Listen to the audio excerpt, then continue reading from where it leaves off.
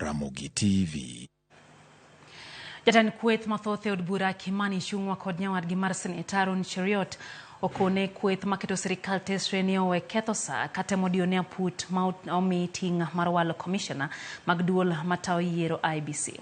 Kagilose gweng' Masugute kaunti ma Kericho, jotelo go koni karodokone gibiro chiwo thuolo ne od bura mondo mi ogo mbaka report mar NADCO okunjore kweth mar Azimio chak keto dwachgi madhi ataro kod chike mata aput machuogo duol mar IEBC. Yes, we agree with you. We shall prioritize adoption of the National Dialogue Committee's report when Parliament reopens next week.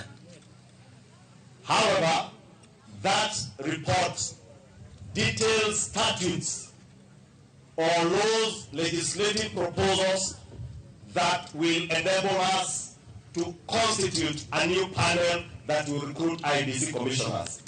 And we shall do the best that we can when we reopen Parliament next week to adopt that report, pass all the legislative proposals that we proposed in the report. The only point of divergence we have with our colleagues, in the laws that we proposed, there is not a single provision in the law that President William Ruto must consult anybody in appointing either the panel or the commissioners of IEBC. Lete ile report ya NADCO mulijadiliana kule, tukuje to reconstitute IEBC afresh. For Raila Odinga, I want to tell you, hii maneno ya IEBC, it is not an individual thing.